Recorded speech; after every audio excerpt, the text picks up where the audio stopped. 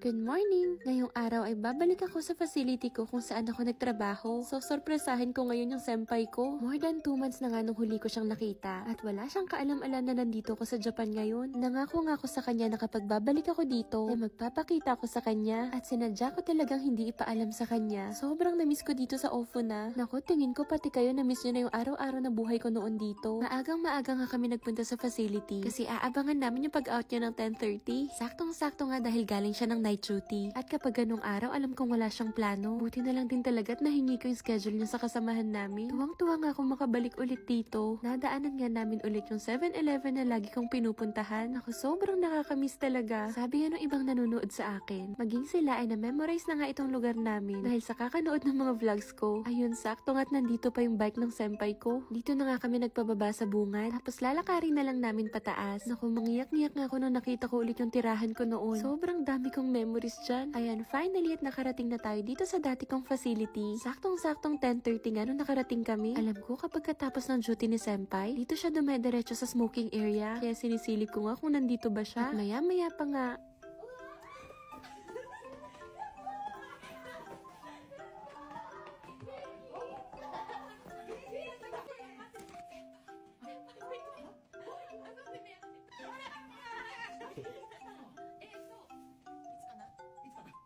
Sanji.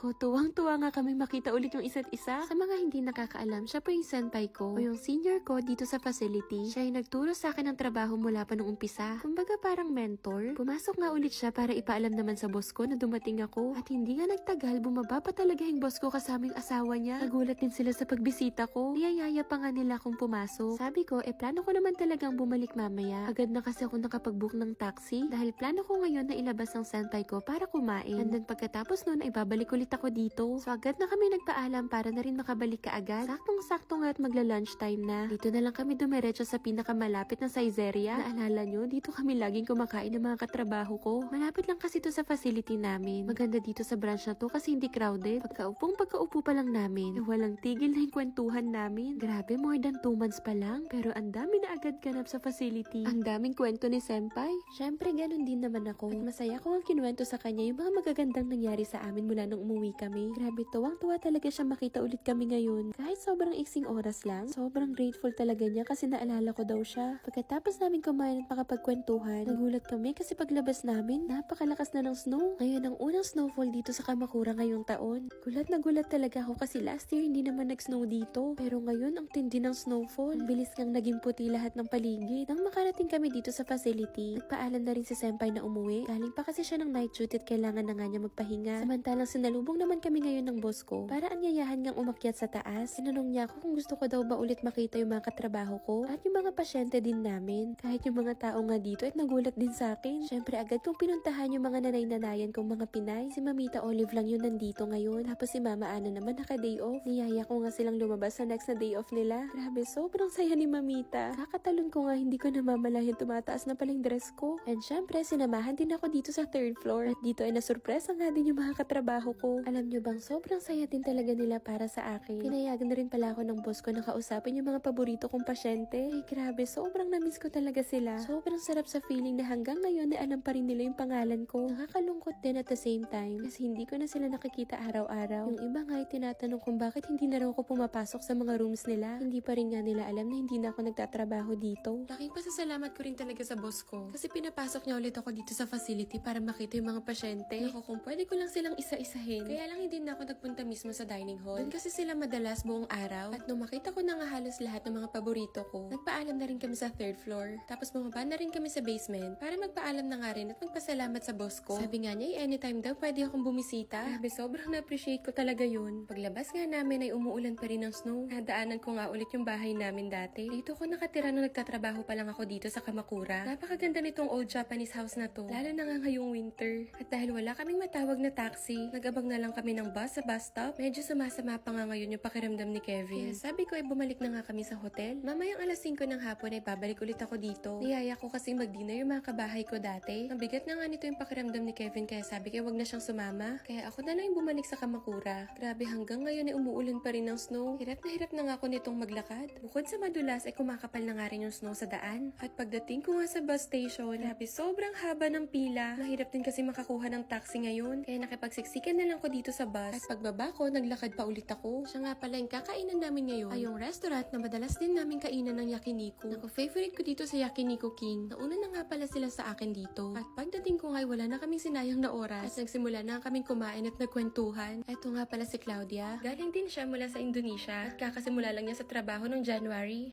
So ayun lang naman yung nangyari buong maghapon. See you ulit tomorrow ha. Bye!